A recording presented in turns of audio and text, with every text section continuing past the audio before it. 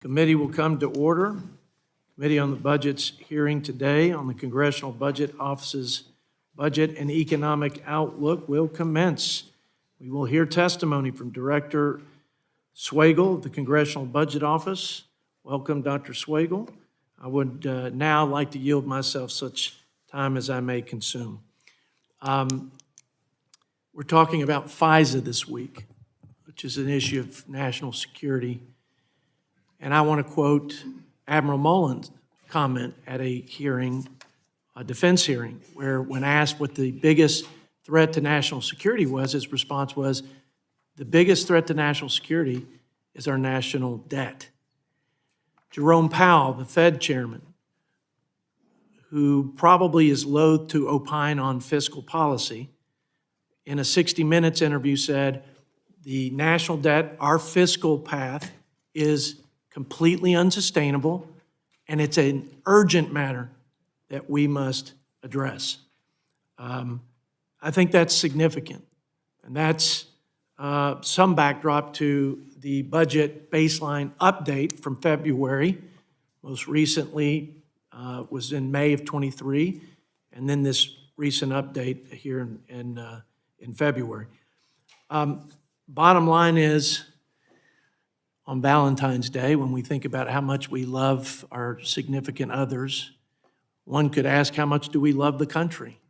How much do we love our children's future in the country? Well, as Shakespeare said, let me count the ways. Maybe the ways we're not loving our country well. $20 trillion in additional debt over the next 10 years, from $34 trillion, record high, to $54 trillion. Clearly, the mandatory spending is driving this. Demographics, but also inflation. Inflation is significant. We'll dig into that. That's because of the COLAs, the cost of living adjustments. In these entitlement programs, we're spending a lot more money. Not to mention the 10,000 baby boomers retiring a day. That adds to this unsustainable fiscal path. Interest cost. Interest rates are recently in record highs, and the interest expense on the debt is exploding. In fact, the revision from May to February, in just months, was $125 billion in additional cost to service the debt. That's more than the Homeland Security Department. That's more than the budget of commerce and education. The debt, or the interest on the debt, rather, is now higher than we spend on all of national defense, if the $870 billion projections come true. Some project it'll be upwards of $1 trillion. Of the $20 trillion in additional debt, because of the current policies and programs of the federal government, we're going to see over 60% of all of that cost in interest alone.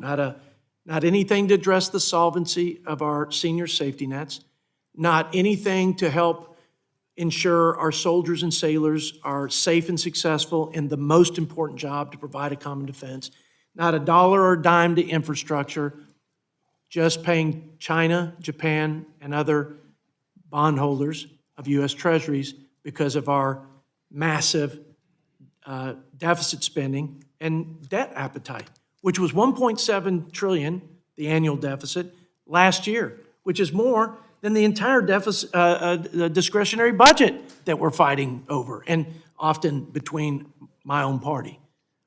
So there is great concern, and yet there's a silver lining in your report. I'm anxious to hear more about it, Dr. Swagel.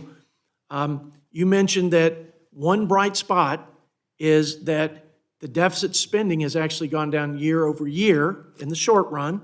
It's eclipsed by the growth in mandatory and interest in the 10-year, but year over year, deficit spending goes down because Republicans decided to use basically the action-forcing mechanism and moment of the debt ceiling to bring my Democrat colleagues to the table and negotiate a spending cap deal. That FRA spending cap deal that was bipartisan, that we passed and the president signed into law, will save $1.6 trillion over 10 years. So as Moody's and Fitch mentioned in their report, as they downgraded our credit rating and our outlook, we need to do more FRA deals that reduce spending, but we need to focus on mandatory programs. And by the way, in 10 years, mandatory spending, or that spending which is on autopilot, goes from under 75% of the total budget of the United States to 80% or 79%, almost 80% of the entire budget. So we have a bipartisan fiscal commission, Dr. Swagel, that would focus on the long-term unfunded liabilities, that would address what Fitch and Moody's suggested, that we have a long-term plan, and that we have both parties at the table to address it. If we could keep doing the FRA, modest improvements on the controlling spending on discretionary and get serious about reining in this runaway spending on the mandatory side, we might save this country. We might give Jerome Powell something to be more confident and sanguine about with respect to America's fiscal future. Again, thanks for coming. We appreciate your time and insights.